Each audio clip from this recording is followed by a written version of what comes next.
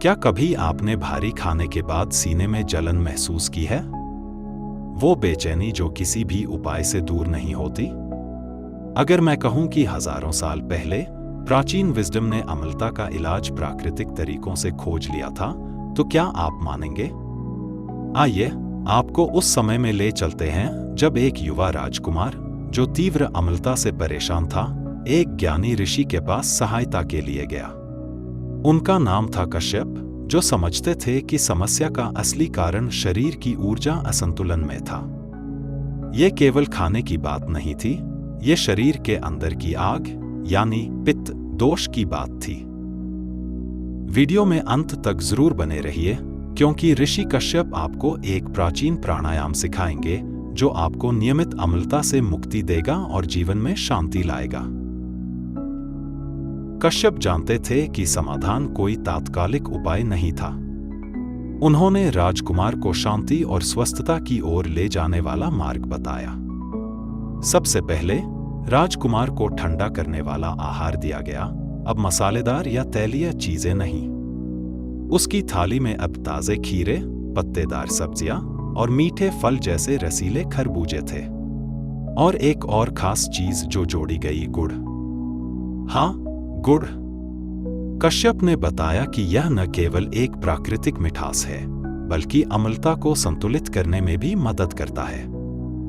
गुड़ पेट की जलन को शांत करता है और भोजन के बाद लेने से पाचन में मदद करता है। हर भोजन के बाद गुड़ की एक छोटी सी डली राजकुमार की थाली का हिस्सा बन गई। लेकिन केवल खाना ही पर्याप्त नहीं था। ऋषि ने उसे एक शक्तिशाली औषधि दी, आंवला, इंडियन गुसबेरी, जो अपनी ठंडक के लिए प्रसिद्ध है और अम्लता की जलन को शांत करता है। साथ ही हर भोजन के बाद सौंफ चबाने से पाचन नदी की तरह सहज हो गया। असल जादू तो अभी बाकी था। यह सिर्फ खाने की बात नहीं थी। धनिया और जीरे का पानी शरीर की गर्मी को संतुलित करता और प्राचीन श्वास तकनीकें जैसे शीतली प्राणायाम, जो ठंडक प्रदान करती है, ने उसके शरीर और मन को शांति दी। धीरे धीरे राजकुमार ने खुद को हल्का, स्वस्थ और अधिक जीवंत महसूस किया। आयुर्वेद से मिला यह प्राचीन ज्ञान आज भी प्रभावी है। इलाज केवल लक्षणों को ठीक करना नहीं, बल्कि संतुलन को बहाल करना है। तो अगली बार जब एसिडिटी का सामना हो, राजकुमार की कहानी को याद कीजिए और प्रकृति के सौम्य, समग्र उपायों पर विचार कीजिए। अंदर की आग को संतुलित करें और शरीर खुद ही संतुलित हो जाएगा। जैसे ही ऋषि कश्यप ने राजकुमार को ठंडा आहार और औषधियों का महत्व समझाया, उन्होंने उसे सिखाया एक और महत्वपूर्ण प्राचीन श्वास तकनीक, शीतली प्राणायाम।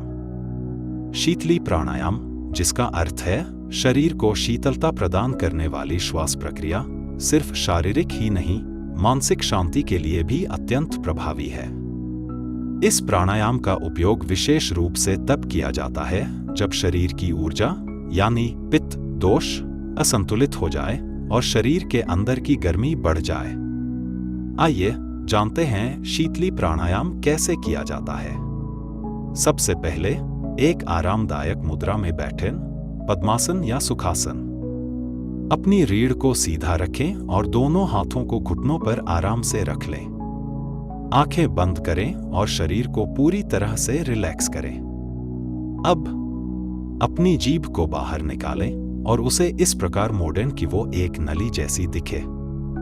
अगर आपकी जीभ मोड़ने में कठिनाई हो तो आप शीतकारी प्राणायाम भी कर सकते हैं, जिसमें जीभ को मुंह के अंदर रखते हुए दांतों के बीच से सांस ली जाती है। धीरे धीरे गहरी सांस अंदर लें। इस श्वास को अपनी मुड़ी हुई जीभ के माध्यम से लें, जैसे आप ठंडी हवा को अपने अंदर खींच रहे हों। महसूस करें कि आपके शरीर के अंदर ठंडक प्रवेश कर रही है। फिर कुछ सेकंड के लिए अपनी सांस को रोकें। इसे कुंभक कहते हैं। इससे आपकी ऊर्जा शरीर के अंदर स्थिर हो जाती है। अब धीरे धीरे नाक से सांस छोड़ें। ध्यान दें कि आप सांस छोड़ते समय एकदम शांत और एकाग्र हैं। इस प्रक्रिया को 5 से 10 बार दोहराएं। शीतली प्राणायाम के लाभ अद्भुत हैं। यह शरीर की अतिरिक्त गर्मी को शांत करता है, अम्लता और पित्त दोष को नियंत्रित करता है और मानसिक शांति और तनाव से मुक्ति दिलाता है। इसके नियमित अभ्यास से न सिर्फ शरीर ठंडा रहता है, बल्कि मन भी शांत होता है। तो अगली बार जब आप अम्लता या तनाव महसूस करें, तो शीतली प्राणायाम का अभ्यास करें और शरीर और मन में ताजगी का अनुभव करें। यह प्राचीन तकनीक आज भी उतनी ही प्रभावी है जितनी सदियों पहले थी, और इसका प्रभाव हर सांस के साथ आपको गहराई से महसूस होगा। आज के लिए नमस्कार। अगली बार हम एक और शारीरिक कठिनाई का समाधान लेकर आएंगे। अगर ये वीडियो आपको पसंद आया तो इसे शेयर जरूर करें, ताकि और लोग भी इसका फायदा उठा सकें और स्वस्थ जीवन की ओर बढ़ सकें।